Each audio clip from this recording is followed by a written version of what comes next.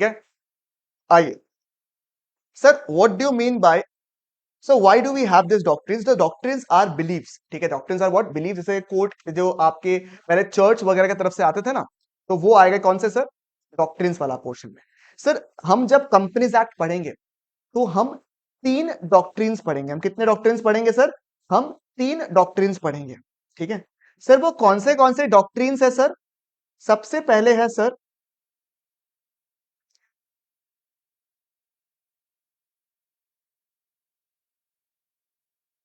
Doctrines, पढ़ेंगे हम लोग।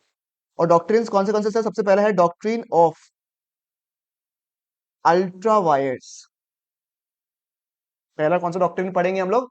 Doctrine of ultra vires. अच्छा, जो बच्चों को लगता है कि अरे भैया हम तो पहली बार पढ़ रहे थे, अचानक से आप ये क्या टॉपिक शुरू कर दिए, तो पहले हमने टॉपिक शुरू किया था। अगर मैं एक बार के लिए आपको पहले का पेज निकाल दूं, जस्ट इन केस अगर आप बाई चांस थोड़ा सा लॉस्ट हो गए हो, तो बता देते हैं हम आपको। देखिए हमने कौन सा समाप्त कर लिया। देखिए हमने बेसिक्स खत्म कर दिया, हमने कॉर्पोरेट व्हील खत्म कर दिया, हमने टाइप्स ऑफ कंपनी खत्म कर दिया। ये कुछ पोर्शन हमारा बाकी है, ठीक है। हो सकता है कि मैं इसे इंडिपेंडेंटली करा दूं या फिर आपको क्वेश्चन के फॉर्म में करवा दूं। दोनों ही तरीके से it is a direct question based questions जो आपके आ सकते हैं। तो दोनों ही केस में आपको कोई नुकसान होने वाला नहीं है, ठीक है। ये मैं आपको हो सकता है कि क्वेश्चन को इनकॉर्पोरेट करते मतलब कि मैं क्वेश्चन को समझाते समझाते आपको इन टॉपिक्स को करवा दूं या फिर इंडिपेंडेंटली भी करा दूं। Let's let's see how it comes.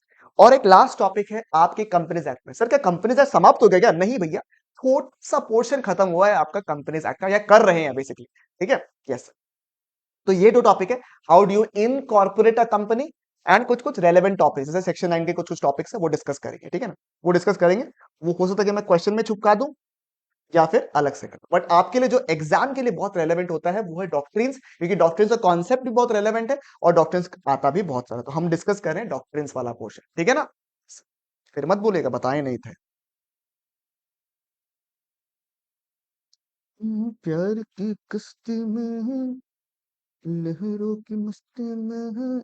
आइए, पहला डॉक्ट्रिन है डॉक्ट्रिन ऑफ अल्ट्रा वायर्स। दूसरा डॉक्ट्रिन जो हम पढ़ेंगे वो है डॉक्ट्रिन ऑफ कंस्ट्रक्टिव नोटिस, ठीक है। और तीसरा जो हम पढ़ेंगे वो है आपका doctrine of indoor management. Doctrine of constructive notice, doctrine of ultra vires and doctrine of what? Indoor management. Sir ये हर एक डॉक्ट्रिन का एक रेलेवेंस है और इसके ऊपर एग्जाम में भर भर के सवाल पूछता है, ठीक है। Yes sir.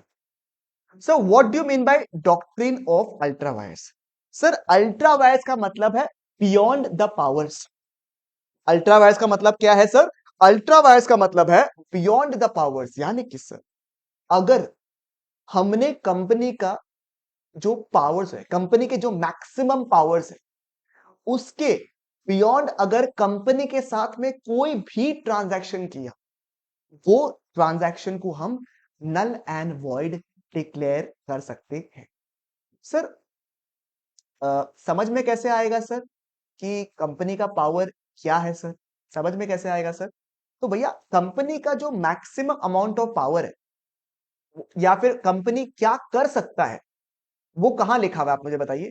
सर वो लिखा हुआ है कंपनी के memorandum of association and company के आर्टिकल्स ऑफ एसोसिएशन में, राइट? यस।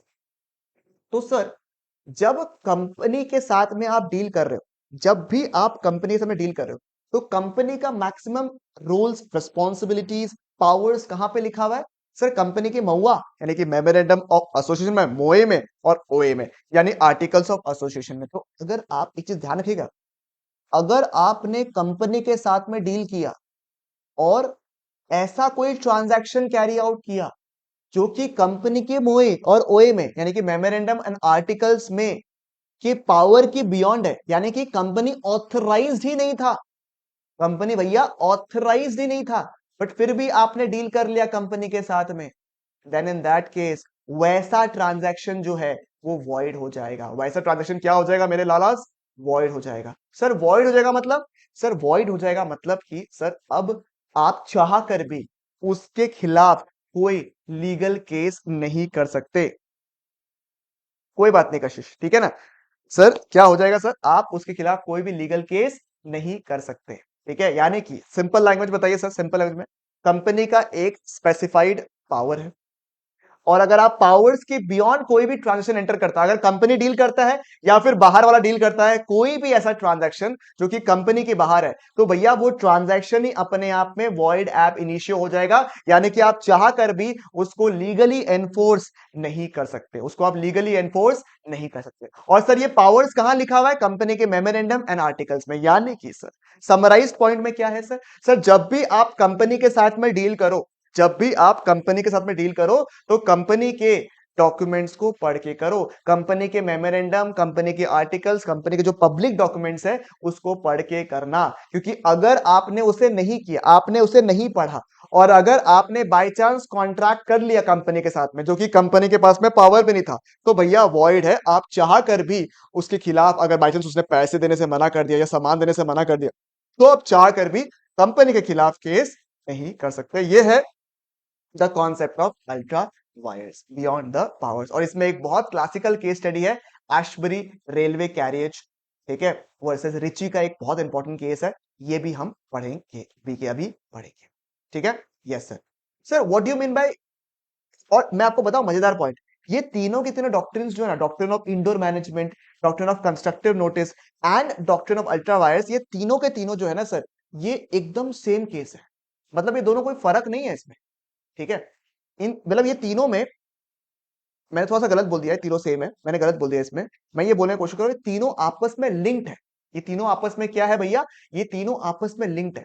मतलब ultra vires, constructive notice, indoor management आपस में लिंक्ड है। सर कैसे लिंक्ड है सर? देखो सबसे पहले सर, अभी अभी मैंने आपको क्या समझाया, डॉक्ट्रिन ऑफ अल्ट्रा वायर्स। मैंने आपको पहले क्या समझाया? अभी अभी doctrine of ultra vires. Sir doctrine of ultra vires क्या बोलता है सर, कि अगर कंपनी के जो पावर्स है, कंपनी के जो मैक्सिमम पावर्स है, और पावर्स कहां लिखा हुआ है? कंपनी के मेमोरेंडम और कंपनी के आर्टिकल्स में लिखा हुआ है। और अगर आपने ऐसा कोई भी ट्रांजैक्शन किया है जो कंपनी के पावर्स के बियॉन्ड है, तो वो क्या हो जाएगा? नल एंड वॉइड हो जाएगा।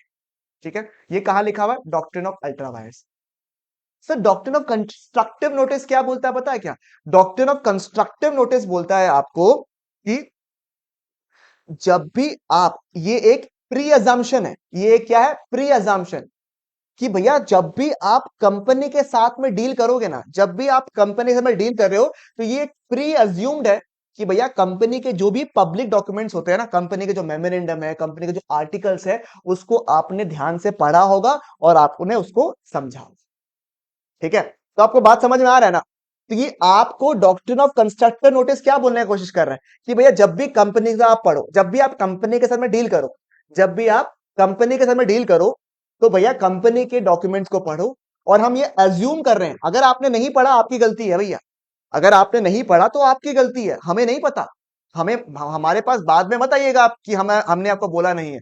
हम ये प्री अज्यूम कर रहे हैं, हम ये प्री अज्यूम कर रहे हैं कि अगर आप कंपनी के साथ में डील कर रहे हो, तो आपने कंपनी के डॉक्यूमेंट्स को पढ़ा होगा और उसको ट्रू सेंस में समझा भी होगा। केवल पढ़ लिया फायदा नहीं है, पढ़ा भी होगा और समझा भी होगा। ये किसने बोला है? आपका कंस्ट्रक्टिव नोटिस ने। किसने बोला भैया? आपका कंस्ट्रक्टिव नोटिस ने बोला है। समझ में आया आपको? क्लियर है बिल्कुल यहां तक? Yes sir, great. ठीक है, एंड सर हम कंपनी के पब्लिक डॉक्यूमेंट्स को पढ़ सकते हैं, समझ में आता है आपको? यस सर, हम क्योंकि पब्लिकली अवेलेबल है, तो भैया हम जब भी कंपनी से डील करेंगे तो उनके पब्लिक डॉक्यूमेंट्स को पढ़ेंगे और समझेंगे भी प्रॉपर्ली। बट कंपनी का जो इंटरनल मैटर्स है, कंपनी के कई सारे इंटरनल मैटर्स होंगे ना जो पब्लिकली अवेलेबल नहीं है, तो सर पब्लिक के पास जो डॉक्यूमेंट्स है वो तो पढ़ेंगे, पर जो इंटरनल मैटर्स है सर, उसमें हम क्या प्री अजम्पशन लगाएंगे? आप मुझे बताइए। जो कंपनी के इंटरनल मैटर्स है, उसमें हम क्या प्री अजम्पशन लगाएंगे?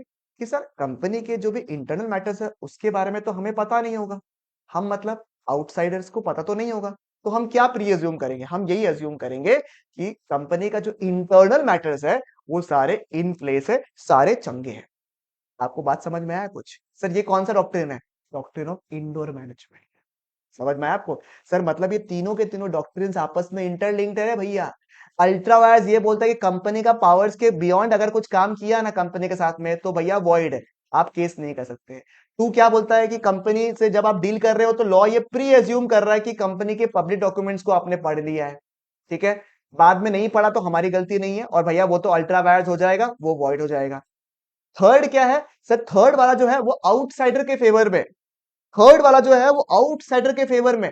वो क्या बोल रहा है कि हाँ, कंस्ट्रक्टिव नोटिस को हम मानेंगे, कंपनी के जो पब्लिक डॉक्यूमेंट्स है उसको हमने केयरफुली पढ़ा है, हम मान लेते हैं, ठीक है। बट कंपनी का जो इंटरनल मैटर्स है, इंटरनल अफेयर्स है, उसके बारे में तो हम नहीं जान सकते हैं कि कंपनी में इंटरनल अफेयर्स सही से चल रहा है नहीं चल रहा है। उसमें हम क्या अज्यूम करेंगे कि सब कुछ चंगा सी, everything is fine, everything is okay, ठीक है, समझ में आ रहा है आपको, एवरीथिंग इज एब्सोल्युटली ओके, यही हम एज्यूम करेंगे। और ये डॉक्ट्रिन कौन सा है, डॉक्ट्रिन ऑफ इंडोर मैनेजमेंट, ठीक है। और मजेदार पॉइंट ये है कि डॉक्ट्रिन ऑफ इंडोर मैनेजमेंट का भी कुछ है क्या, कुछ क्या है सर, कुछ है एक्सेप्शंस, क्या है सर, कुछ एक्सेप्शंस है, ठीक है। तो डॉक्ट्रिन ऑफ इंडोर मैनेजमेंट भी क्या है सर, कुछ एक्सेप्शंस है, ठीक है। Yes sir.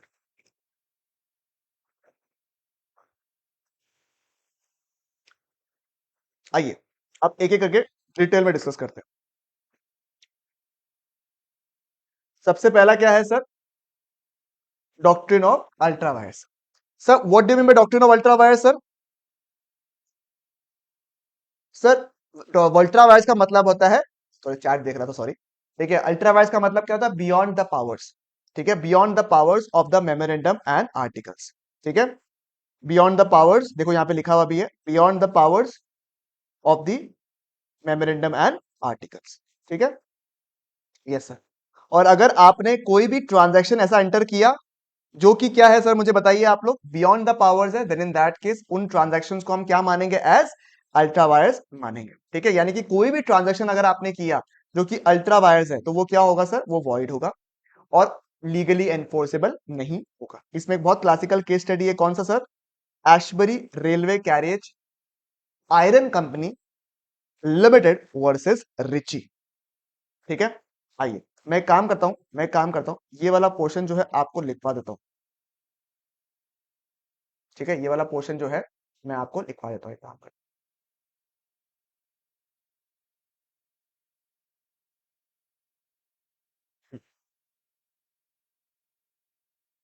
सबसे पहला,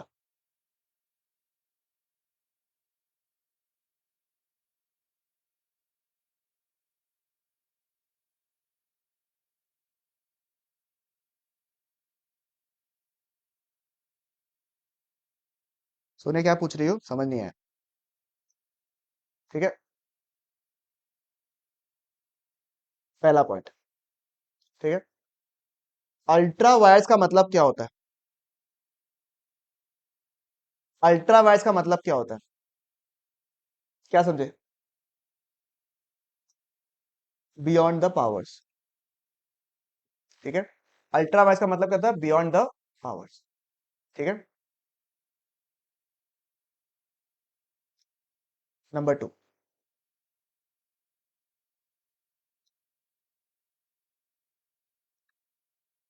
नॉर्मली फंडामेंटल रूल क्या है,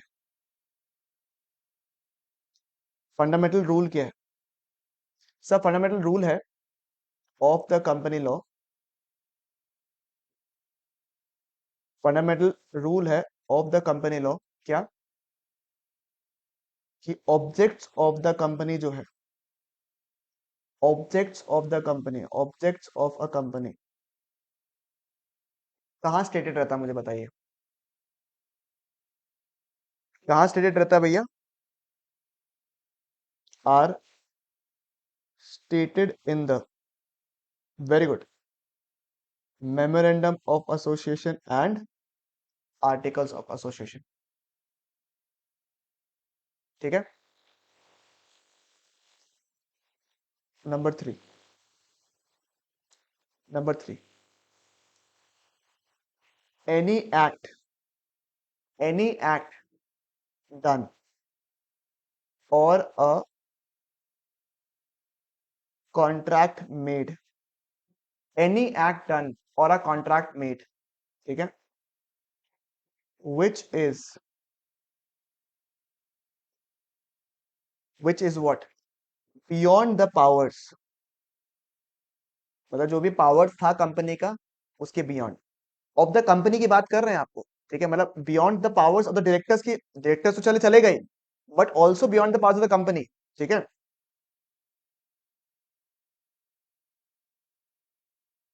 और दूसरा colour select,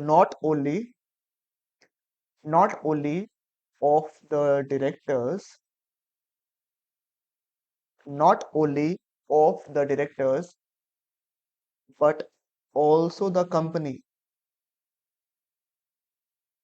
but also the company, वो क्या होगा मुझे बताइए? would be would be what? would be void and inoperative in law, would be void and inoperative in law, ठीक है। that is not binding on the company, मतलब company को ये बाइंड नहीं करेगा, not binding on the company, ठीक है, ठीक है। देखो इतना लिखा ही नहीं लिखा, बताओ। ओह सुनिए, बता दूंगा मैं, क्वेश्चंस डिस्कस करूंगा ना, अब जो नेक्स्ट क्लास कराऊंगा ना मैं कंपनी सेट का, उसमें मैं क्या करूंगा, जो कॉन्सेप्ट्स रह भी गए हैं वो, और आपके क्वेश्चंस डिस्कस करने हैं मुझे बहुत सारे, तो सब डिस्कस करूंगा मैं साथ में, तो कुछ कुछ कॉन्सेप्ट्स भी बचे हुए हैं वो भी कराऊंगा, और क्वेश्चंस भी कराऊंगा, तो आपको समझ में आ जाएगा। इनऑपरेटिव मतलब कि आप उसको लॉ में लेकर नहीं जा सकते उस मैटर को, मतलब वो ऑपरेटिव नहीं है, लॉ उसको एंटरटेन ही नहीं करेगा, ठीक है। सर अल्ट्रा वायर्स का इम्पैक्ट क्या होता है? इम्पैक्ट ऑफ अल्ट्रा वायर्स, भैया सबको समझ में आ रहा है नहीं आ रहा, बढ़िया से बताइए भैया। इम्पैक्ट ऑफ अल्ट्रा वायर्स, ठीक है, that impact of ultrawires is that impact of ultrawires is that a company that a company can, ठीक है, can neither be sued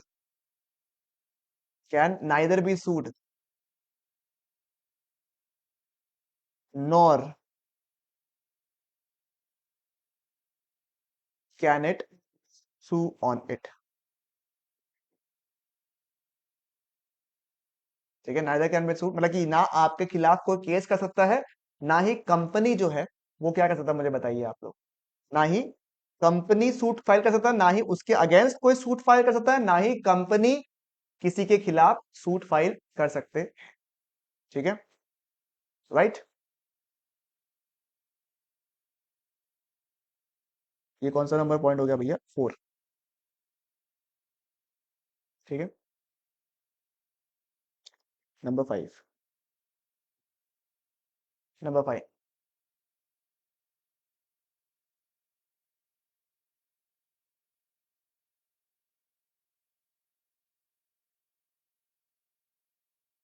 आप अभी समझाएंगे, अभी तो अल्ट्रा वायर्स पढ़ा रहे हैं।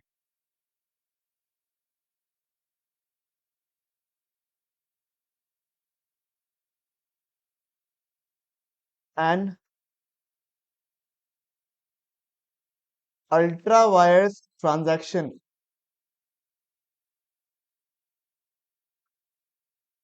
Can not be ratified, cannot be what, cannot be what, ratified by the shareholders of the company।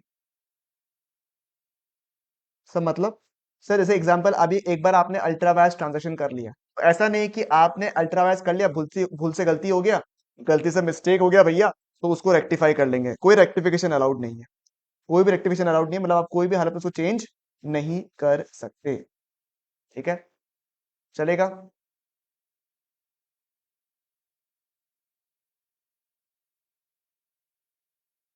इसके अलावा कुछ कुछ पॉइंट्स है, इम्पैक्ट वाला पॉइंट, वो भी इसमें आप ऐड कर सकते हो, बट ये मेजर पॉइंट में काम हो जाएगा आपका।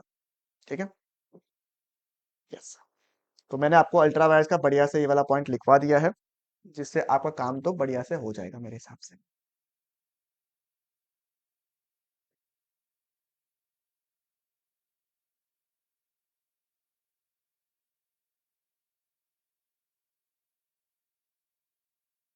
रेक्टिफिकेशन नहीं बोले, रेक्टिफिकेशन बोले हैं। इंग्लिश तो मत ही पूछो लोगों का यहाँ पे।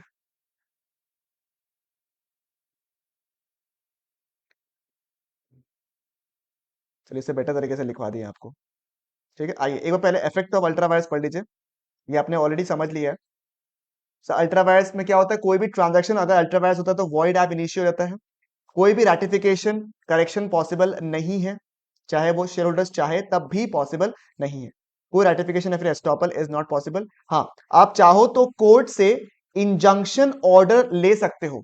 सर इंजंक्शन ऑर्डर का मतलब क्या होता है, स्टे ऑर्डर अगर आप चाहो तो ले सकते हो। कि एग्जांपल सुनो क्या हुआ, एग्जांपल देते हो तो आपको समझ में आ जाएगा बढ़िया तरीके से। सुनो क्या हुआ, आपने कंपनी के साथ में डील किया, आप कंपनी का जो मेमोरेंडम और आर्टिकल्स को पढ़ना भूल गए थे। ठीक है, कंपनी की यहाँ पे मान लो लिमिट था कि वो केवल 1 लाख तक का ही पेमेंट एक्सेप्ट कर सकते हैं।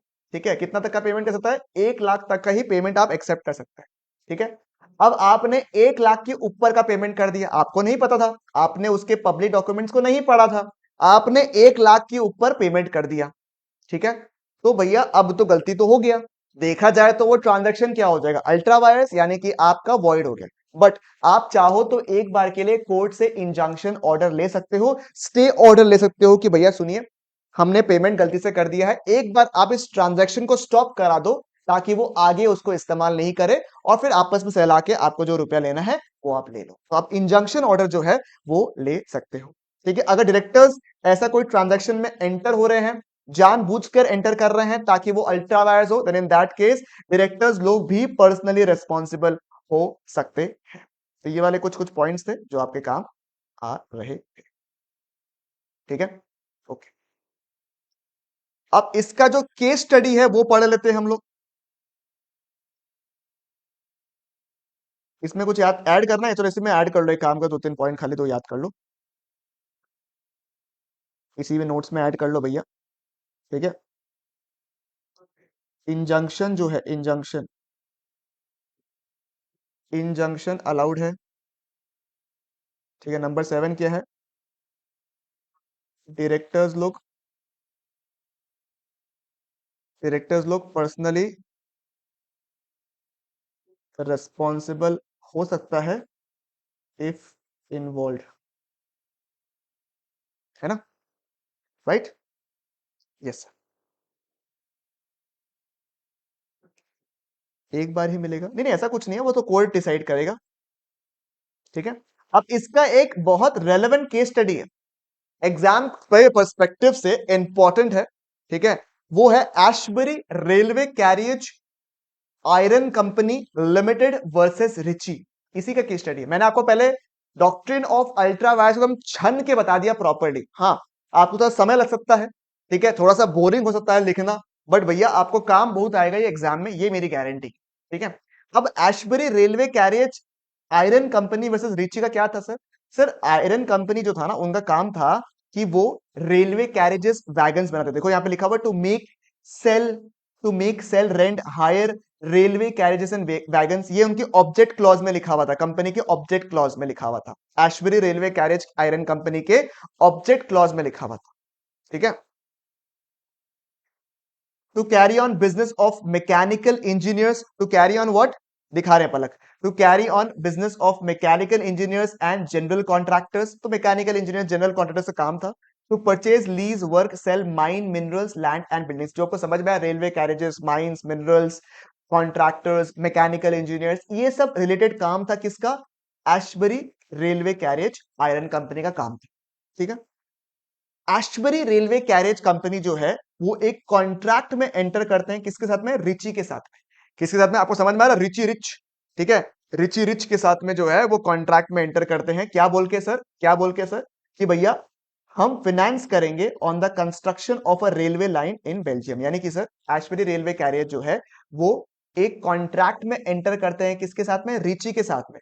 किस चीज का कॉन्ट्रैक्ट में एंटर करते हैं? कि वो उन्हें फाइनेंस करेंगे for the construction of a railway line in Belgium. ठीक है। फिर रिची ने, जब रिची का पैसा देने की बात आई, जब, क्या मैं दिखा रहा हूं, मैं लास्ट में दिखा दूंगा प्रियंका, टेंशन मत करो बिल्कुल भी। जब रिची का पैसा देने का बारी आया ना, तो रिची बोलता है कि नहीं, पैसा नहीं देंगे। रिची को हमने पैसा दिया, हम है Ashbury railway carriers iron company, हमारा काम है हायर करना रेलवे कैरेजेस वैगन्स को, मैकेनिकल इंजीनियरिंग, जनरल कॉन्ट्रैक्टर्स का काम, ये सब करना। ठीक है। और भैया हमने रिची को अपना समझ के पैसा दिया for construction of railway line, और रिची भाई साहब जो है हमें अभी पैसे नहीं दे रहे। मैं रिची को बोला, क्यों रिची? ऐसा सिला दिया तूने, ऐसा सिला दिया। तो रिची बोलता है, अरे भैया हमने जो कॉन्ट्रैक्ट एंटर किया है ना, वो अल्ट्रा वायर्स है। मतलब कैसी बातें कर, चलो कोर्ट में जाते हैं, चलो मैटर को लेकर कोर्ट में जाते हैं। और कोर्ट में जाके Ashbery railway carriage iron company बोलता है कि सर हमने जो रीची को पैसे दिया है, हमने जो रीची को पैसे दिए हैं, फाइनेंस का पैसा दिया है for the construction of railway line, वो बिल्कुल वैलिड है, हमारे ऑब्जेक्ट क्लॉज में लिखा हुआ है कि हम ये कर सकते हैं। तो कोर्ट ने पूछा, अच्छा कहाँ लिखा हुआ है बताओ। देखिए हमारे यहाँ पे देखिए आपके बहुत सारे ऑब्जेक्ट लिखे हुए हैं, sale land hire railway carriage wagons वगैरह लिखा हुआ है। तो बोला यहाँ तो लिखा हुआ नहीं है। हाँ हाँ बता रहे, पढ़ा तो रहे, रुके रुके। ठीक है। To carry on business of mechanical engineers and general contractors word लिखा हुआ ना सर। सर जनरल वर्ड लिखा हुआ ना, जनरल का कोई भी कॉन्ट्रैक्टिंग का काम हम कर सकते हैं, लिखा हुआ ना एंड जनरल कॉन्ट्रैक्टर्स। तो सर जनरल कॉन्ट्रैक्टर, ये जो फाइनेंसिंग हम किए है ना, वो एक जनरल कॉन्ट्रैक्ट है हमारा सर, तो इसके अंदर आ गया ना, हमारा ऑब्जेक्ट में लिखा हुआ है ना सर। तो कोर्ट बोलते हैं कि शशांक भैया से पूरा लॉ नहीं पढ़ के आए क्या? तो एसबरी रेलवे कैरेज बोलते हैं, अरे पूरा क्लास नहीं कर पाए थे। ठीक है भैया का, क्यों, क्या हो गया? आपको शशांक भैया ने एक शब्द सिखाया है। क्या सिखाया है सर? एक शब्द सिखाया है। ठीक है, जो है एड जस्टम जेनरस।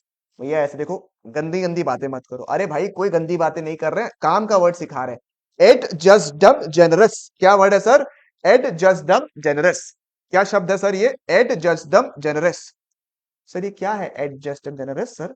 ठीक है, एड जस्टम जेनरस का मतलब होता है ऑफ द सेम काइंड। ठीक है, और ये एड जस्टम जेनरस के थ्रू एक इंटरप्रिटेशन है। ठीक है, आगे जाके, क्योंकि आप सबको तो मैं प्री एज्यूम कर रहा हूं ना कि आप सीए इंटरमीडिएट में पहुंचने वाले हो, तो भैया ऐसा है कि सीए इंटरमीडिएट में आप एक चैप्टर पढ़ोगे, इंटरप्रिटेशन ऑफ स्टैट्यूट्स। क्या पढ़ोगे भैया मुझे बताइए?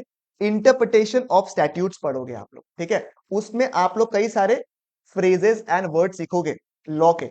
उसमें से एक है आपका एड जस्टम जेनरस।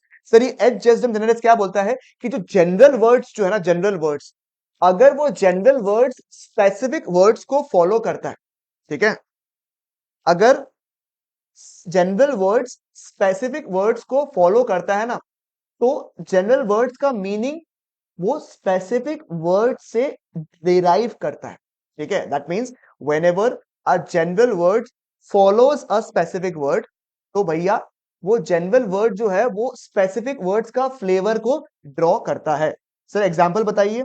अगर एक बोर्ड में लिखा हुआ है, मेरा एक दुकान के बगल में बोर्ड है, उसमें लिखा हुआ है we deal in, we deal in dahi, milk, etcetera. तो सर जो ये एक्सेट्रा वर्ड है, दिल, मिल्क, दही, बटर, ऐसा लिखा हुआ है, एक्सेट्रा वर्ड जो लिखा हुआ है यहाँ पे सर, उसका मतलब क्या होगा आप मुझे बताइए? उसका मतलब क्या होगा सर? ये एक्सेट्रा में क्या क्या आएगा आप मुझे बताइए? ये एक्सेट्रा वर्ड क्या हो गया? ये एक्सेट्रा वर्ड आपका जनरल वर्ड हो गया। ये जो एक्सेट्रा वर्ड हो गया आपका, ये जो एक्सेट्रा वर्ड हो गया, ये क्या हो गया आपका? ये आपका जनरल वर्ड हो गया। और जनरल वर्ड के पहले कौन से शब्द है? स्पेसिफिक वर्ड्स है। तो सर ये जो जनरल वर्ड है, ये भी अपना फ्लेवर, ये भी अपना मीनिंग कहां से डिराइव करेगा? स्पेसिफिक वर्ड से। यानी कि जब मैं ये एक्सेट्रा शब्द को पूछूं, तो इनमें क्या क्या आएगा आप मुझे बताइए? Sir milk and milk related products ही आएगा, पनीर हो गया, बटर हो गया, घी हो गया, ये सब कुछ आएगा। अब मैं आपको ये बोलूं क्या कि एक्सेट्रा वर्ड लिखा हुआ था, इस बेसिस में तो मैं मोबाइल फोन भी डील कर सकता था, मैं ये एप्पल पेंसिल भी ले सकता था। अलाउ करोगे क्या? आप बोलोगे नहीं भैया देखो यहाँ पे लिखा हुआ है दही मिल्क, ये सारे क्या हो गए आपके स्पेसिफिक हो गए। एक्सेट्रा वर्ड क्या हो गया? जनरल वर्ड हो गया। तो कोई अगर जनरल वर्ड कोई स्पेसिफिक वर्ड को फॉलो करता है ना, तो वो उसका सेम मीनिंग को डिराइव कर लेता है। क्या बात है सर, क्या एग्जाम्पल दिया है सर, ये क्या है? This is the concept of ejusdem generis, यानी कि ऑफ द सेम काइंड। यहाँ पे देखो क्या लिखा हुआ है, the general words are interpreted as the same way to restrict them to include the items which will be the same type of the specific word. Sir इतना English समझ में नहीं आया सर, आप बता दो एक बार के लिए। General words which follow the specific words will take its meaning, will take its flavour from the specific words. Sir मतलब सर इतना घुमा के रामायण आप अचानक से सर आज क्या कर रहे हो सर? सर आप अचानक से डॉक्ट्रिन्स में आ गए, डॉक्ट्रिन्स में आके अल्ट्रा वायरस आपने समझा दिया, लिखवा भी दिया, आपको अच्छा भी लग रहा है। बट सर ये अचानक से आप ये फ्रेज क्या सिखा रहे हो? अभी तो अभी एशबरी रेलवे कैरेज का मैटर चल रहा था ना कोर्ट में, वही मैटर को लेके कोर्ट साहब ने पूछा था, याद है आपको? शशांक वैसे क्लास किए थे या नहीं? तो भैया एशबरी वाले आदमी से सोच रहे थे, सोचते सोचते उनका दिमाग में आया कि क्लास तो किए थे, उस क्लास में क्या सिखाए थे? ये एडजेसेंट जनरल्स, उनको यही दूध दही मिल्क का एग्जांपल देके समझाए मैंने। बट आपको तो पता है रिवाइज अगर नहीं करोगे तो भूल जाओगे, और ऐसा ही कुछ एशबरी के बात में हुआ। तो सर यहाँ पे वर्ड लिखा हुआ है जनरल कॉन्ट्रैक्टर्स। ये जो जनरल कॉन्ट्रैक्टर्स है ये कैसा शब्द है आप मुझे बताइए? ये जो जनरल कॉन्ट्रैक्टर्स है कैसा शब्द है सर? सर ये एक जनरल वर्ड है। ये क्या है? कुछ जनरल वर्ड है। सर इसके पीछे क्या कुछ स्पेसिफिक वर्ड्स है?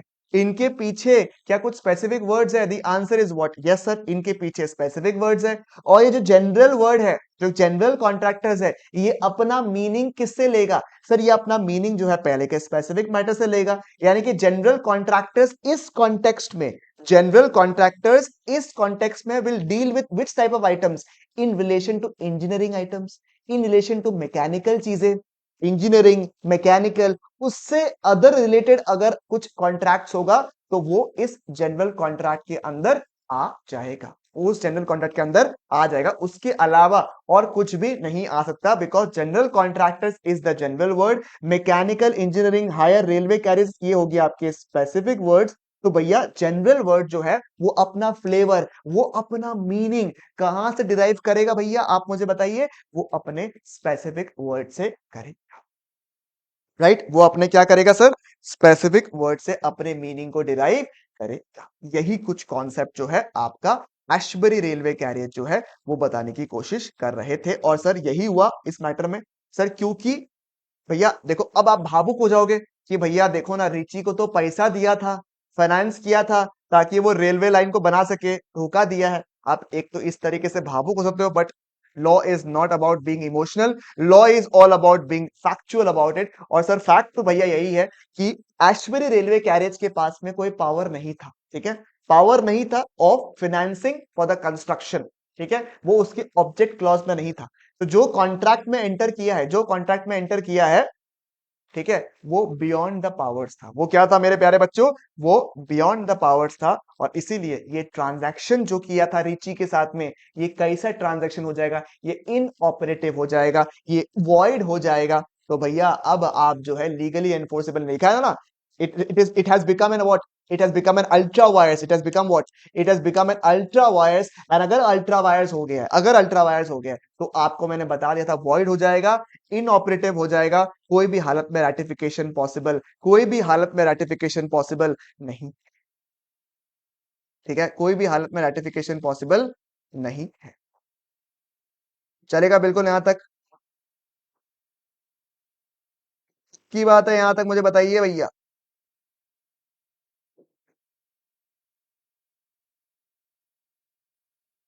ठीक है, ये पूरा का पूरा आपको मैंने सिखा दिया। तो आपको क्या करना है, मैं यहाँ पे आपको एडजस्टम जनरेट्स का लिख के दे देता हूँ, ठीक है? एडजस्टम जनरेट्स यहाँ पे लिख के दे देता हूँ आप लोगों को,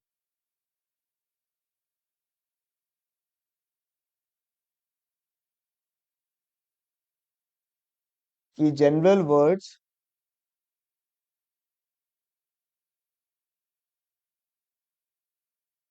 following the specific words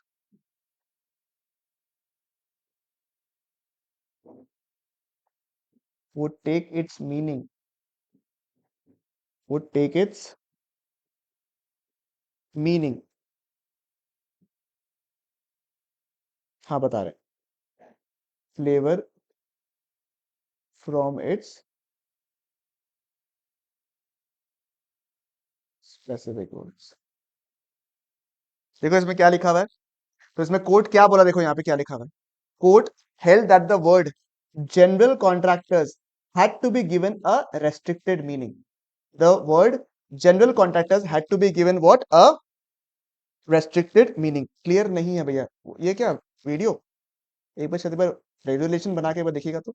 Only such contracts could be recovered in terms of general contractors as in some way related or connected with the mechanical engineering। यानी कि सर जो टर्म जनरल कॉन्ट्रैक्टर्स है उनका मीनिंग हमें कहां से derive करना है सर? स्पेसिफिक वर्ड से। और स्पेसिफिक वर्ड्स कौन सा था? Mechanical engineering. यानी उनका भी जो वर्ड्स है, जो जनरल कॉन्ट्रैक्टर्स है, वो सम वे रिलेटेड होना चाहिए किससे? मैकेनिकल इंजीनियरिंग से, राइट? कौन सा किट्टू बताइए मुझे, कौन सा पॉइंट समझ में नहीं है? Therefore the company could not finance the construction of the railway line, could not finance the construction of the railway line by alleging that a business falls under the business of general contractors। वो finance दूसरे company को नहीं कर सकते ये बोल के कि भैया फाइनेंस वाला जो काम है ना वो जनरल कॉन्ट्रैक्टर्स के अंदर आ रहा है। और यहाँ पे कॉन्सेप्ट किसका आ जाएगा? Ejusdem generis. ठीक है, यहाँ पे बोला गया है कि सर स्पेसिफिक वर्ड्स जो है अगर फॉलो करता है जनरल वर्ड्स को, देन इन दैट केस वो जनरल वर्ड्स जो है वो स्पेसिफिक वर्ड्स का ही मीनिंग लेगा। ठीक है, आइए ओके सुनो, बात को सुनो, ऑब्वियस स्पेसिफिक सुनो। मैं एक बार के लिए फॉर दोज पीपल जिनको थोड़ा दिक्कत आया है केस स्टडी में, अगर वो पहली बार कर रहे हैं तब शायद दिक्कत आ रहा होगा। ठीक है सुनो, Ashbury railway carriage iron company versus Riche में क्या था सर? देखो एशबरी रेलवे कैरेज का ये कुछ ऑब्जेक्ट्स था।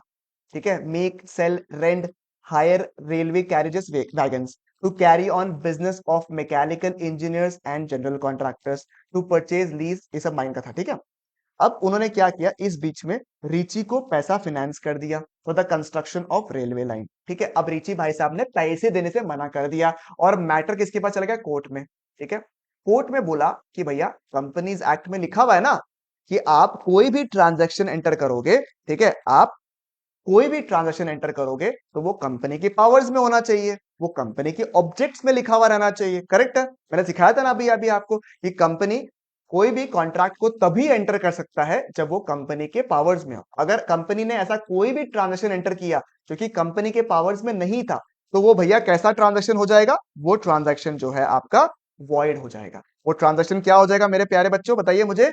वॉइड हो जाएगा। ठीक है, अब बात ऐसा है कि जब ये मैटर कोर्ट में चला गया, रिची ने तो मना कर दिया, रिची भाई साहब जी ने तो मना कर दिया पैसे देने से। अब जब ये मैटर जो है वो कोर्ट में चला गया तो कोर्ट ये बोलता है कि आपने किस बेसिस में, आपके पावर्स में, आपके ऑब्जेक्ट्स में कहां लिखा हुआ है कि आप फिनेंस कर सकते हैं? तो एशबरी रेलवे कैरेज ने बोला सर सेकंड पॉइंट को आप एक बार हाईलाइट करो, to carry on the business of mechanical engineers and general contractors. Sir ये वर्ड लिखा हुआ ना सर, जनरल कॉन्ट्रैक्टर्स। सर तो सर हमने जनरल कॉन्ट्रैक्टर्स मतलब सर कोई भी टाइप का कॉन्ट्रैक्ट हम कर सकते हैं ना सर, वर्ड लिखा हुआ जनरल कॉन्ट्रैक्टर्स। तो सर इस वजह से हमने फाइनेंस किया था किसको? रिची को। तो रिची को मुझे पैसे वापस देने पड़ेंगे। कोर्ट ने बोला, सुनो सुनो, कोर्ट ने बोला कि ये जो जनरल वर्ड्स है ना, पहले उन्होंने कॉन्सेप्ट समझाया। कोर्ट ने पहले एशबरी रेलवे कैरेज को कॉन्सेप्ट समझाया। कॉन्सेप्ट का नाम था एड जस्टम जेनरिस। कॉन्सेप्ट का नाम क्या था मेरे प्यारे बच्चों, मुझे बताइए? Ejusdem generis. Sir what do you mean by ejusdem generis? Sir ejusdem generis का मतलब होता है ऑफ द सेम काइंड, यानी कि सर वर्ड्स, अगर कोई जनरल वर्ड, जैसे मैंने आपको कहा था ना, we deal in dahi milk and other products, मैंने क्या बोला? वी डील इन मिल्क दही एंड अदर प्रोडक्ट्स। अब अदर प्रोडक्ट्स के नाम पे मैं ग्लास बेच दूं, अगर अदर प्रोडक्ट्स के नाम पे अगर मैं ग्लास बेच दूं तो वो सही होगा? वो वैलिड होगा? The answer is what? नहीं सर, मेरे पास अगर मैं बोलूं आई डील इन दही, ठीक है, मिल्क एंड अदर प्रोडक्ट्स, तो एंड अदर प्रोडक्ट्स में कौन से प्रोडक्ट्स आएंगे? सर मिल्क से रिलेटेड प्रोडक्ट्स ही आएंगे। और यही कुछ कॉन्सेप्ट को कहा जाता है एज एडजस्टम जेनरस, कि भैया अगर लास्ट में कोई जनरल वर्ड्स है और उसके पहले कोई स्पेसिफिक वर्ड, जैसे and other products was the general word, क्योंकि वो तो जनरल बोल रहा है ना, उसके पहले क्या शब्द था आपका? उसके पहले शब्द था मिल्क वगैरह, यानी स्पेसिफिक वर्ड्स। तो अगर कोई जनरल शब्द फॉलो होता है स्पेसिफिक वर्ड्स के बाद, तो भैया वो जनरल वर्ड्स का मीनिंग जो है ना, वो हम लोग कहां से लेते हैं? उन स्पेसिफिक वर्ड से लेते हैं। ठीक है, उन स्पेसिफिक वर्ड से लेते हैं। यानी कि जब भी मैं एंड अदर प्रोडक्ट्स का बात करूंगा, वो अपना मीनिंग किससे निकालेगा? मिल्क, दही वगैरह से। यानी कि मैं डील कर सकता हूँ पनीर में, क्योंकि वो मिल्क से रिलेटेड प्रोडक्ट है। मैं डील कर सकता हूँ बटर में, मैं डील कर सकता हूँ घी में। तो यही कुछ quote concept of ejusdem generis को एशबरी रेलवे कैरेज को बोला कि आपने जो वर्ड लिखा है जनरल कॉन्ट्रैक्टर्स, ठीक है, वो हो गया जनरल वर्ड्स। और जनरल वर्ड जो है आपका, क्योंकि उसके पहले एक स्पेसिफिक वर्ड है, वो स्पेसिफिक वर्ड क्या है? Mechanical engineer. उसके पहले एक स्पेसिफिक वर्ड क्या है सर? Mechanical engineer. तो भैया वो आपका जो ये जनरल कॉन्ट्रैक्टर का शब्द है, ये अपना meaning, it has to be some way related to the mechanical engineers. It has to be some way related to the mechanical engineers. यानी कि जो जनरल कॉन्ट्रैक्टर्स है उसका कुछ ना कुछ लिंक होना चाहिए किससे? मैकेनिकल इंजीनियर से। ठीक है, और सर फिनेंस करना कोई कंपनी को, वो तो सर मैकेनिकल इंजीनियर से लिंक ही नहीं है। मैंने बोला रीची को क्या कहते हैं उन्होंने? रीची को इन्होंने फिनेंस किया था, पैसे दिए थे, पैसे। ठीक है, क्या रीची को जो फाइनेंस किया था, क्या वो some way related to mechanical engineering है? The answer is what? Absolutely no sir, कोई भी हालत में रिलेटेड है ही नहीं सर। And that is why, and that is why, ठीक है, क्या कंक्लूजन में वो लोग आए?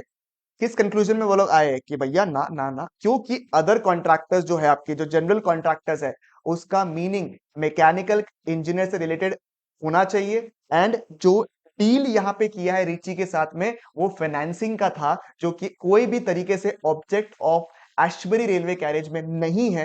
That is why, that is why, that is why भैया ये कॉन्ट्रैक्ट जो है वॉइड है, और आप चाह के भी अब ना सू कर सकते हो, ना सूट फाइल कर सकते हो इस मैटर को लेके। अल्ट्रा वायर्स है, रैटिफिकेशन इज नॉट पॉसिबल। ठीक है ना सर?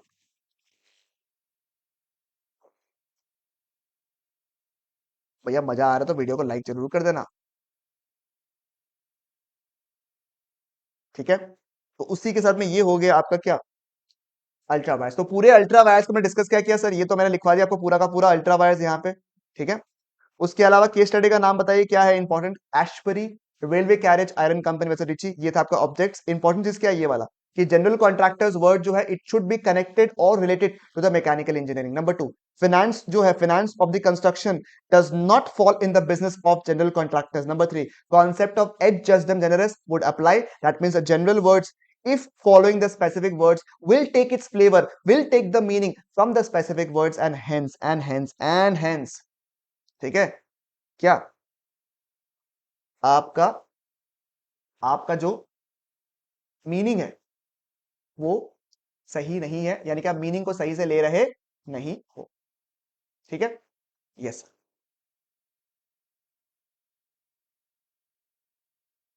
डन।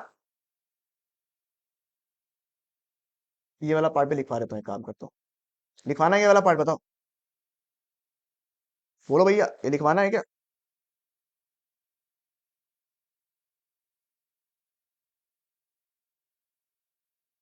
बोलो भैया, लिखवाना तो बताओ, लिखवा देते हैं। जल्दी बताओ, आप लोग का वेट कर रहे हैं।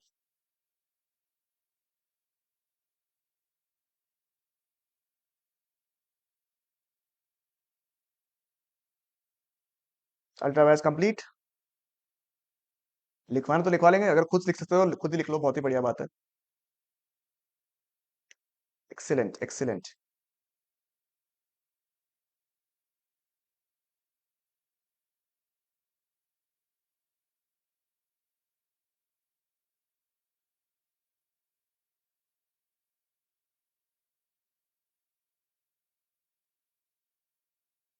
वो जल्दी बोलो भाई।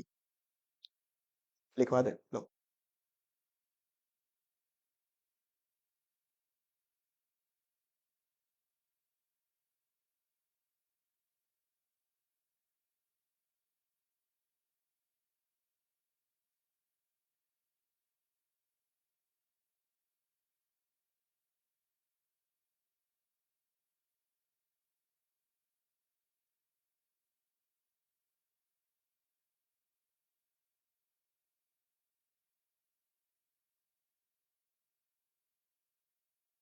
लिखिए भैया, as per railway carriage versus Richie लिखिएगा। मैं directly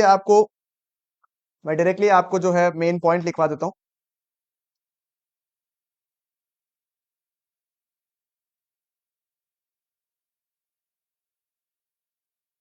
just second.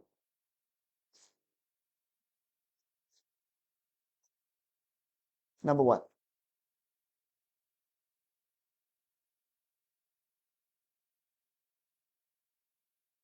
only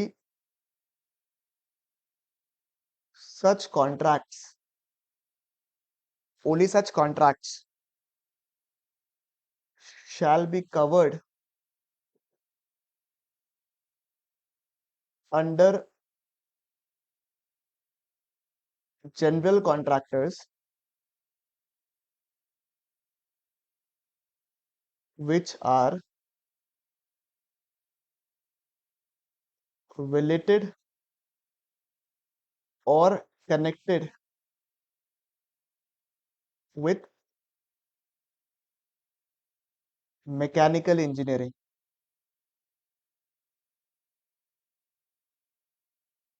Number two, financing for construction of railway line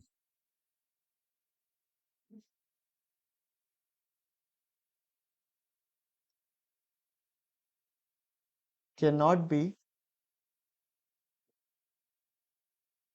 considered cannot be considered as a business falling in falling falling under लिख देते हैं, falling under general contractors. Number three, concept of adjustum concept of adjustum generis, that is general words general words following the specific words would take its meaning from take its flavor लिख देते हैं, ठीक है, from take its flavors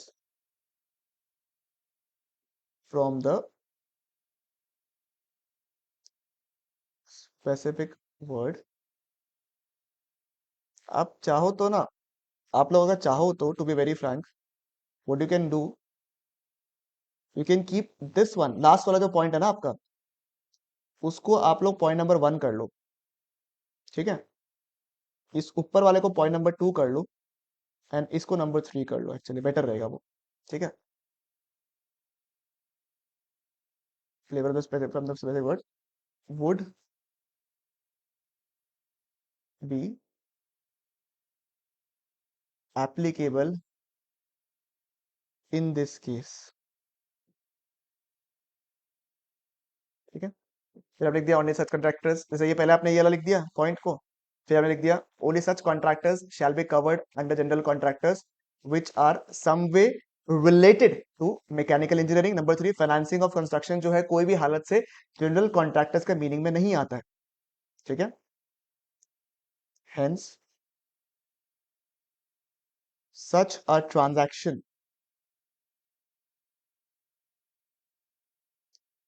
would be deemed to be ultra wires, that is beyond the powers, and hence regarded void and inoperative in law.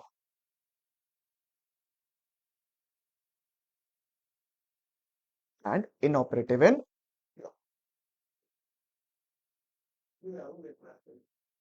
ठीक है, समझ में आया आपको? क्लियर है बिल्कुल यहां तक?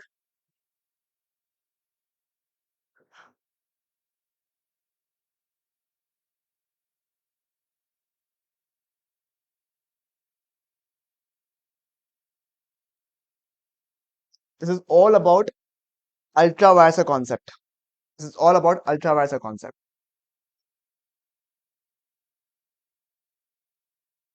ठीक है, this is all about ultra vires concept. पूरा का पूरा डॉक्ट्रिन्स हमने पूरा का पूरा खत्म कर दिया है। ठीक है, जहां पे अल्ट्रा वायर्स कॉन्सेप्ट हमने पढ़ा, उसके अलावा केस स्टडी क्या होता है, उसका अफेक्ट क्या है, Ashbury railway carriage iron company versus Riche, ये सारे के सारे कॉन्सेप्ट हमने खत्म कर दिया। सर उसके अलावा कौन सा नेक्स्ट डॉक्ट्रिन है? Next doctrine is doctrine of constructive. पहले मुझे ये कंफर्म करिए आप सबको, क्या आप सबको जो डॉक्ट्रिन ऑफ अल्ट्रा वायर्स है प्रॉपर तरीके से क्लियर हो गया? Yes sir, yes sir, clear हो गया बिल्कुल। Next doctrine is the doctrine of constructive notice. Sir what is the doctrine of constructive notice? Sir ये डॉक्ट्रिन ऑफ कंस्ट्रक्टिव नोटिस जो है वो आपको क्या बताने की कोशिश कर रहा है? Sir doctrine of constructive notice ये आपको बोल रहा है कि सर जब भी हम कोई कंपनी के साथ में डील करते हैं, ठीक है, whenever we are dealing with a company, ठीक है, आप लोग जिनको थोड़ा सा बचा रह गया लिखने का, आप लोग एक बार के लिए जो है थोड़ा बैक कर लीजिए, जैसे मैं क्लास एंड होता है थोड़ा सा बैक कर लीजिएगा, स्क्रीनशॉट ले लीजिएगा बढ़िया से, ठीक है ना, तो बढ़िया रहेगा।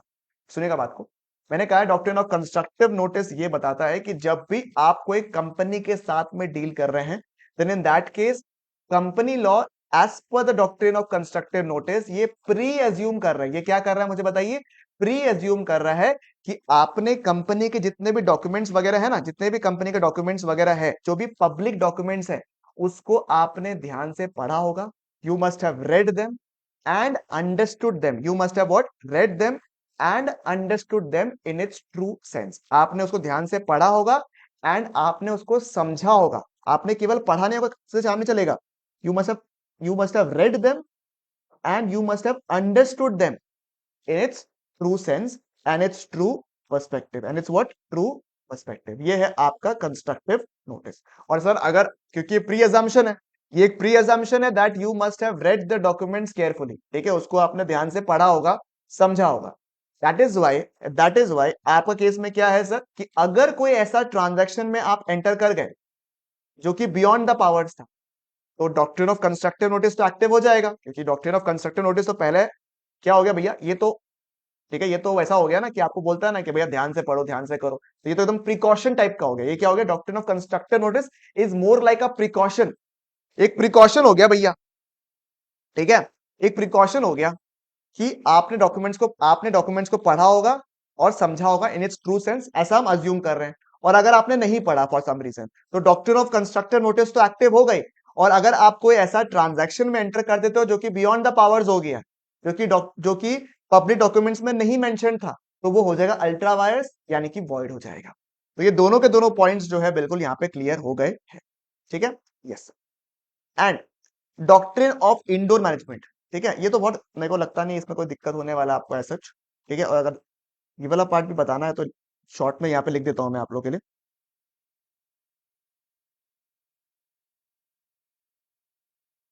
Doctrine of constructive notice,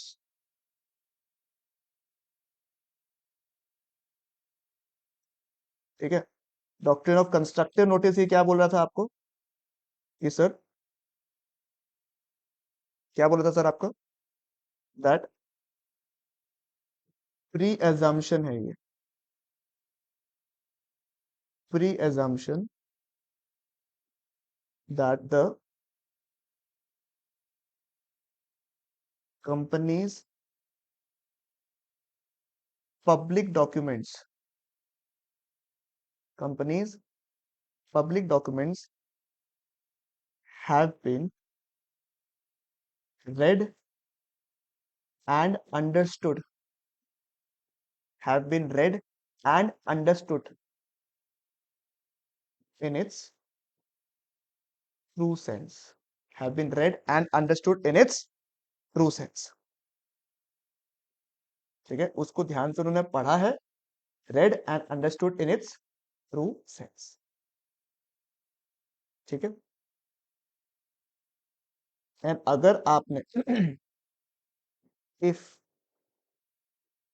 contract, यानी कि बेटर लिख दूंगा मैं, इफ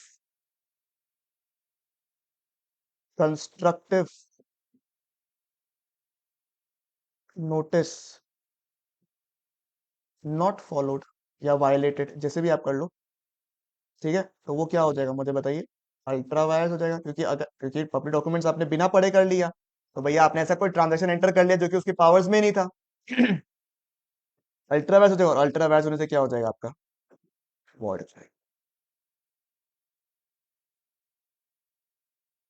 हाँ, वो तो क्वेश्चंस तो कराऊंगा मैं अलग से। ठीक है, तो यही आपको कुछ यहाँ पे लिखा हुआ भी है, देखो, एक तो ये मैंने लिखवा दिया आप लोग को, ये वाला पॉइंट पूरा का पूरा। ठीक है, ये वाला पॉइंट पूरा लिखवा दिया आप लोगों को मैंने, understood and red them in its true perspective, ये लिखवा दिया। और फिर मैंने आपको ये भी लिखवा दिया कि, ये तो चलो ठीक है, समझ में आ गया आपको। फिर बियॉन्ड द, अगर कुछ ऐसा ट्रांजेक्शन एंटर हुआ तो वो बियॉन्ड द पावर्स हो जाएगा, एंड उसमें कोई भी राइट्स उसके अगेंस्ट नहीं है, that means it will become ultra vires in simple language, it will become what, ultra vires in simple language. ठीक है, and last but not the least is the concept of doctrine of window management. Definitely इसके exceptions वगैरह शायद रह जाएंगे, कोई बात नहीं, वो जब हम लोग मैं देखता हूँ नेक्स्ट क्लास को, या तो मैं जनरल क्लास नहीं रख के, एक तो IRF का क्लास होगा पहले, इसके पहले, ठीक है, एंड देन उसके बाद हम लोग एक जनरल क्लास में रखे, पहले हम क्वेश्चंस डिस्कस करेंगे, इतने पार्ट्स के क्वेश्चन डिस्कस करेंगे, एंड क्वेश्चन के साथ साथ में अगर मैं कुछ कॉन्सेप्ट को समझा पाऊंगा तो पहले उसको ट्राई करेंगे। ठीक है, ताकि आपके क्वेश्चंस भी कवर अप हो जाए। ठीक है, तो डॉक्ट्रिन ऑफ इंडोर मैनेजमेंट आपको क्या बोलने की कोशिश कर रहा है भैया, sir doctrine of indoor management आपको ये बोलने की कोशिश कर रहा है, unlike in the case of constructive notice, constructive notice जो है वो कंपनी को बचा रहा था, कंस्ट्रक्टिव नोटिस जो है वो किसको बचा रहा था भैया, वो कंपनी को बचा रहा था। ठीक है, वो कंपनी को बचा रहा था, but in the case of doctrine of indoor management ये आउटसाइडर को बचा रहा है। ये क्या बचा, किसको बचा रहा है, ये आउटसाइडर को बचा रहा है। सर आउटसाइडर को कैसे बचा रहा है ये, सर हम ये अज्यूम कर रहे हैं, ठीक है, हम ये अज्यूम कर रहे हैं, ठीक है, डॉक्ट्रिन ऑफ इंडोर मैनेजमेंट ये बोल रहा है कि भैया आउटसाइडर्स, लिखा हुआ यहां पे देखिए, outsiders shall assume that the internal affairs of the company are in order. यानी कि सर देखो, कंपनी के पब्लिक डॉक्यूमेंट्स को पढ़ने हैं, बिना पढ़े कंपनी के साथ में डील नहीं करना है, कंपनी के पावर्स यानी कि मेमोरेंडम एंड आर्टिकल्स के बियॉन्ड कुछ काम नहीं करना है, दैट इज अंडरस्टूड। ठीक है, वो समझ में आता है, और डील करोगे तो अल्ट्रा वायर्स हो जाएगा। बट कंपनी के जो इंटरनल अफेयर्स है, इंटरनल अफेयर्स, इंटरनल वर्किंग जो है कंपनी के, उसमें हम क्या प्री अजम्पशन करेंगे कि भैया वो सब कुछ तो ठीक ही हो, कंपनी के अंदर तो जाके देखेंगे नहीं ना। अब सोचो एग्जांपल, किसी एग्जांपल यहाँ पे साक्षी है, अब यहाँ पे साक्षी का एक अच्छा सा घर है, ठीक है, साक्षी का अच्छा सा घर है, एकदम आसपास में बहुत सुंदर है, साक्षी क्वालिफाइड है, तो बाहर बाहर से हमें क्या समझ में आ रहा है, हम तो ये देख सकते हैं ना कि घर कैसा है, घर ठीक है, साक्षी कैसी है, साक्षी बिल्कुल क्वालिफाइड है, तो भैया हम क्या बोलेंगे कि हाँ इनकी फैमिली बहुत अच्छी है। ठीक है, हम तो इतना ही इंक्वायरी कर सकते हैं नॉर्मली। ठीक है, अब इंटरनली क्या हो रहा है वो तो हमें भी नहीं पता, और हम क्या प्री एजम्पशन करेंगे कि अच्छा ही है, सब कुछ क्वालिफाइड वगैरह है, घर वगैरह सब कुछ देखकर, तो हम यही प्री एजम्पशन करेंगे ना कि सब कुछ चंगा सी, इंटरनली सब कुछ चंगा सी। तो वैसा ही कुछ मैटर कंपनी का, कंपनी के जो पब्लिक डॉक्यूमेंट्स है उस केस में तो भैया हम बोलेंगे कि हाँ हम सब कुछ प्रॉपर्ली देखेंगे, जो भी पब्लिकली अवेलेबल है उसको प्रॉपर्ली देख के एनालाइज करेंगे कि कंपनी से डील करना है या नहीं। ठीक है, मगर कंपनी का जो इंटरनल अफेयर है उसमें तो हमें कोई कंट्रोल नहीं है हमारे ऊपर, तो भैया उसमें हमारी रेस्पॉन्सिबिलिटी नहीं है। उस केस में भैया ऐसा ही होगा कि we will what assume that the company's internal affairs are in order, are in what order। ठीक है, और इसी का एक बहुत classical case study, I think everybody sitting over here knows about it, is the case of Royal British Bank versus Turquand. ठीक है, कौन सा केस स्टडी है sir, Royal British Bank versus Turquand. इसे हम, इतना फेमस है ये केस स्टडी कि इसे हम टर्कवांट रूल भी बोलते हैं। क्या बोलते हैं भैया, इसको हम टर्कवांट रूल भी बोलते हैं। ठीक है, रॉयल ब्रिटिश बैंक वर्सेस टर्कवांट। ठीक है, सर इस केस में क्या हुआ था सर, सर वही same case, royal British bank ने, ठीक है, एक लोन दे दिया। ठीक है, टर्कवांट भाई साहब जो थे वो कंपनी का नाम नहीं है जिनको लोन दिया था, रॉयल ब्रिटिश बैंक ने दूसरे कंपनी को लोन दिया था। ठीक है, और वो कंपनी का नाम इतना खतरनाक है कि हम का ही बोले, हमें याद नहीं कंपनी का नाम क्या था। ठीक है, ये कंपनी का नाम ये है, देखो, कैमरोज कोलब्रॉक स्टीम कोल एंड सुआंसिया एंड, ठीक है ना। तो रॉयल ब्रिटिश बैंक ने लोन दिया था किसको? एक कंपनी को दिया था। उसी के एक ऑफिशियल लिक्विडेटर है, मतलब वो कंपनी लिक्विडेशन में जा रही थी, तो उसके ऑफिशियल लिक्विडेटर थे टर्कवांट। उसके क्या थे? ऑफिशियल लिक्विडेटर थे कौन? टर्कवांट साहब। टर्कवांट साहब जो थे, वो उस कंपनी का, जिसका मैं प्रोनाउंसिएशन कहीं कर पा रहा हूं, ठीक है, उसी के क्या थे भैया? उसी के थे ऑफिशियल लिक्विडेटर। ठीक है, तो आपको पता ही है ऑफिशियल लिक्विडेटर क्या करता है। सर ऑफिशियल लिक्विडेटर क्या करता है? सर ऑफिशियल लिक्विडेटर जो है, वो सारे के सारे एसेट्स को रियलाइज करेगा, और सारे के सारे जो लाइबिलिटी वाले हैं ना, उनको खड़ा कर देगा, और बोलेगा हाँ भैया, किसका किसका पैसा है, आओ भैया पैसा लेके जाओ। तो वैसे ही लाइन में खड़ा कर दिया सबको, आउटसाइडर लाइबिलिटी को, और उसमें से एक जन खड़े हो गए, कौन से? हमारे रॉयल ब्रिटिश बैंक वाले। कौन खड़े हो गए भैया? ठीक है, कौन खड़े हो गए? रॉयल ब्रिटिश बैंक वाले खड़े हो गए हमारे लाइन में, कि हाँ भैया हमको भी पैसा मिलेगा, हमने भी तो लोन दिया है कंपनी को, अब कंपनी बंद हो रहा है, तो जो भी हमें मिल सकता है वो तो मिलेगा। टर्कवान भाई साहब जी बोले, अरे भाई साहब जी आप यहाँ पे क्या कर रहे हैं? तो बोला, अरे कंपनी बंद हो रहा है ना, हमने सोचा है कि आप एसेट बांट रहे हैं, तो थोड़ा पैसा हम भी ले जाते हैं, थोड़ा सा धार दिए हैं किसको? कंपनी को। तो टर्कवान भाई साहब बोलते हैं, नहीं नहीं नहीं नहीं, आपको तो नहीं मिलेगा। ठीक है, आपको तो नहीं मिलेगा। तो रॉयल ब्रिटिश बैंक ने बोला, भैया क्यों नहीं मिलेगा? क्यों नहीं मिलेगा भैया? तो बोलता है कि कंपनी के पास तो अथॉरिटी नहीं था। ठीक है, कंपनी के पास में तो अथॉरिटी नहीं था, और अगर डायरेक्टर्स लोग एक पावर, अगर एक अथॉरिटी के बियॉन्ड बोरो करते हैं पैसा, आपसे लोन किसने लिया? डायरेक्टर्स लोगों ने लिया था, कंपनी के बिहाफ में लिया था, डायरेक्टर्स ने लिया था। हाँ जी, डायरेक्टर्स लोग के पास में तो एक लिमिट तक पावर है। मैंने बोला ठीक है जी, और उसके बियॉन्ड अगर करते हैं पावर के, अगर वो उस लिमिट के ऊपर लोन लेते हैं, तो डायरेक्टर्स के लिए कंपनी में रेजोल्यूशन पास करना पड़ेगा, इनको आपस में रेजोल्यूशन पास करना पड़ेगा।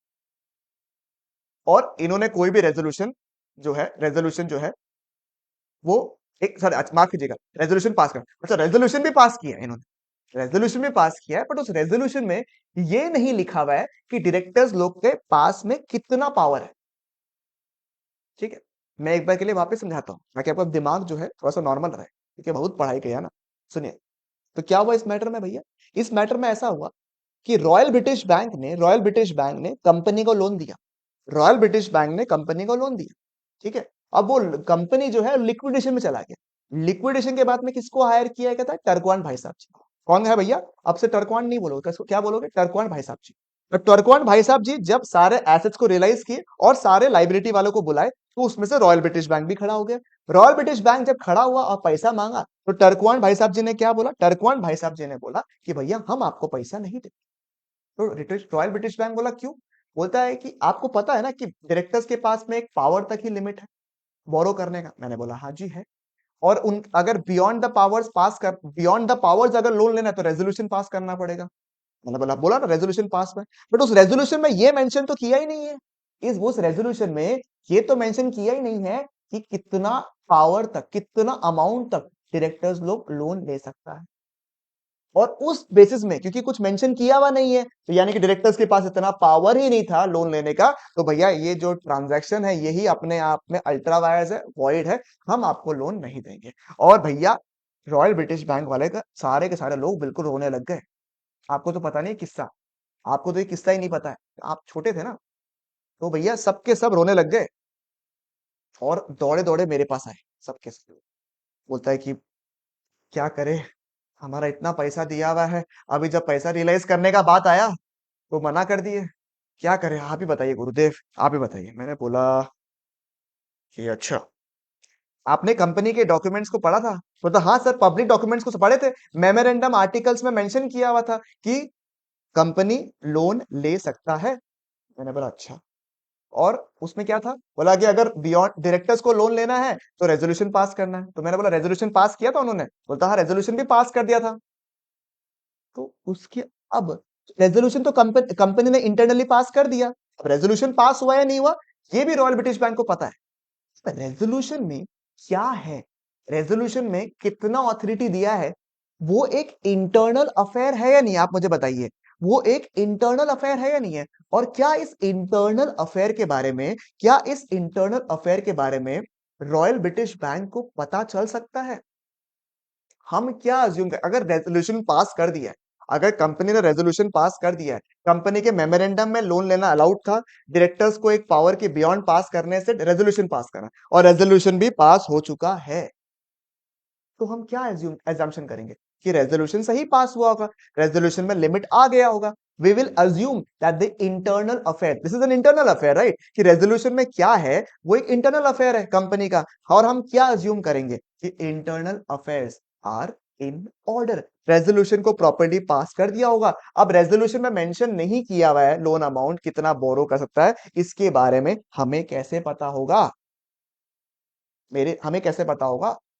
मैंने बोला, मैंने जो समझाया उनको, ये तो मैं ही बोला ना, किसको, रॉयल ब्रिटिश बैंक को। और रॉयल ब्रिटिश बैंक के आंख के जो आंसू थे ना, वो अब खुशी के आंसू में कन्वर्ट हो गए थे, और इस मैटर को लेके चले गए वो कोर्ट में, और कोर्ट ने बोला भैया ये जो रेजोल्यूशन है ना, रेजोल्यूशन रेजोल्यूशन जो है आपका, ठीक है, रेजोल्यूशन जो है आपका, वो उसमें कितना पास हुआ है कितना नहीं हुआ है, ये कंपनी का इंटरनल अफेयर है भैया, ये क्या है, कंपनी का इंटरनल अफेयर है। ये जो इंटरनल रेजोल्यूशन आपने पास किया, इतना ही मुझे पता चल गया है, वही बहुत बड़ा बात है। अगर रेजोल्यूशन के बारे में भी हमें नहीं पता होता तो कोई भी पूछने वाला नहीं था। भैया आपके रॉयल ब्रिटिश बैंक तो भले इंसान है, जिन्होंने ये भी जानने की कोशिश की कि रेजोल्यूशन पास हुई या नहीं। अब रेजोल्यूशन में क्या है, रेजोल्यूशन में क्या पास हुआ, वो कंपनी का इंटरनल अफेयर है, और इंटरनल अफेयर में, इंटरनल अफेयर के लिए आउटसाइडर रेस्पॉन्सिबल नहीं होगा। Doctrine of indoor management would be applicable, doctrine of indoor management would be applicable, and doctrine of indoor management will be applicable, DOIM will be applicable in this situation। and case कौन जीता मुझे बताइए, आपको तो पता ही है, जिसका मैं साथ देता हूँ, उसके बाद तो आपको कुछ बताने की रिक्वायरमेंट ही नहीं है, ठीक है, जिसका मैं साथ देता हूँ, ठीक है, तो भैया कौन जीतेगा, रॉयल ब्रिटिश बैंक जीतेगा, on the concept of doctrine of indoor management. और इतना लैंडमार्क केस स्टडी था कि भैया अब से जो है डॉक्ट्रिन ऑफ इंडोर मैनेजमेंट को हम टर्कवांड रूल भी बोलते हैं, ठीक है, ये पूरा का पूरा केस स्टडी हमने डिस्कस कर लिया है, ठीक है, regarding the doctrine of indoor management, ठीक है। बट अगर डॉक्ट्रिन, जैसे बोलते हैं आपको शक्तियां दी है, आउटसाइडर्स को शक्ति दी है, शक्ति क्या जिसका दिया, कि भैया आप ये अजम्पशन कर सकते हो कि कंपनी के इंटरनल चीजें जो है वो ऑर्डर में चल रहा है, ठीक है। बट अगर इन्हीं शक्तियों का अगर आपने गलत फायदा उठाया, आप कंपनी के इंटरनल आदमी हो, आप कंपनी के डायरेक्टर हो, ठीक है, और अब आप बोल रहे हो कि हमें कैसे पता होगा कंपनी के इंटरनल अफेयर्स के बारे में, ठीक है, हमें तो यही अजम्पशन होगा कि सब कुछ चंगा सी, तो भैया आप तो कंपनी के इंटरनल आदमी हो, you had the knowledge but you did not apply it, उस केस में doctrine of indoor management will not be applicable, ठीक है। अगर आप ऐसा कोई ट्रांजैक्शन कर रहे हो जो कि कॉमन सेंस है, आपको समझ में आ रहा है, नेग्लिजेंटली आप कर रहे हो, आपको पता है ये गलत है, ठीक है, और फिर भी आप कर रहे हो और बोल रहे हो कि हमें कैसे पता होगा, इंटरनल अफेयर, तो भैया doctrine of indoor management will not be applicable. तो इसका मतलब क्या है सर, वैसे तो doctrine of indoor management outsider को बचाता है, ये बोलते हुए कि आउटसाइडर्स को इंटरनल अफेयर्स के बारे में नहीं पता होगा, और ये बचाता किसको, आउटसाइडर को। बट अगर आउटसाइडर ने नेग्लिजेंट से, ठीक है, आपको पता था बट फिर भी आपने बदमाशी करने की कोशिश की, DOIM का फायदा उठाने की कोशिश किया, तो कंपनी लॉ बोलता है, सुनो सुनो सुनो इधर आओ, DOIM का गलत फायदा उठा रहे हो, नेग्लिजेंटली बिहेव कर रहे हो, DOIM का फायदा उठा रहे हो, अलाउ नहीं करेंगे, रिवर्स करो, doctrine of indoor management will not be applicable. ये 3 एक्सेप्शंस है, ठीक है, जिनको हम करेंगे इन द नेक्स्ट डिस्कशन वाले क्लास में, क्योंकि आपने ऑलरेडी बहुत हैवी पढ़ लिया, अल्ट्रा वायर्स पूरा का पूरा खत्म, अनस्ट्रक्चर्ड नोटिस खत्म, इंडोर मैनेजमेंट का कॉन्सेप्ट भी पूरा का पूरा खत्म कर दिया है, टाइप्स ऑफ कंपनी खत्म कर दिया, बेसिस खत्म कर दिया है, तो बहुत बेहतरीन आपने पढ़ाई किया, बच्चे भी थोड़े कम हो गए हैं अभी, क्योंकि मैं समझ सकता हूँ लंबा क्लास गया है, तो मैं समझ सकता हूँ, right, yes sir, beautiful beautiful way that you people have studied, excellent everyone, ठीक है, आज के लिए हम इतना ही रखेंगे। अगर आपने वीडियो को लाइक नहीं किया तो भैया वीडियो को प्लीज लाइक कर दीजिएगा सब लोग, ठीक है, एम करते हैं बहुत बढ़िया लाइक, ठीक है, और ठीक है, अगर आपने चैनल को सब्सक्राइब नहीं किया तो चैनल को सब्सक्राइब कर लीजिएगा, अगर आप टेलीग्राम ग्रुप में अभी तक ज्वाइन नहीं किए हो तो टेलीग्राम ग्रुप को ज्वाइन कर लो, इसी तरीके के बहुत सारे बेहतरीन लेक्चर्स जो है हम लेकर आएंगे, ठीक है। I am not rushing into the process, क्योंकि मैं नहीं चाहता हूं कि बस मैंने आपको धर धर धर समझा दिया सब कुछ, आई विल वांट कि आप सारे इन्फॉर्मेशन को प्रॉपर्ली सोक इन करो, समझ पाओ, तभी आप लोगों को क्या बढ़िया मार्क्स मिलेगा लॉ में, right. If you liking the class, video को लाइक कर दो, सभी लोग आपस में शेयर जरूर करना, जो शुरू से लेकर लास्ट तक बैठे हुए, लंबा क्लास हुआ है, हेवी क्लास था, डिटेल क्लास था, not the most entertaining class but the most very informative class जो हमने आज बैठ के किया है, तो लोगों के सामने शेयर जरूर करना आप लोग, ठीक है, इसे नोट मरवा देंगे, हाँ, मरवा दीजिएगा जो भी आपने क्या जो भी है बढ़िया है। ठीक है, और बाकी आई होप कि आपको मजा आया करके। छोटा टॉपिक अपना बचा हुआ है, बट हमें क्वेश्चंस वगैरह भी डिस्कस करना है इन टॉपिक्स के, तो will will definitely do it in the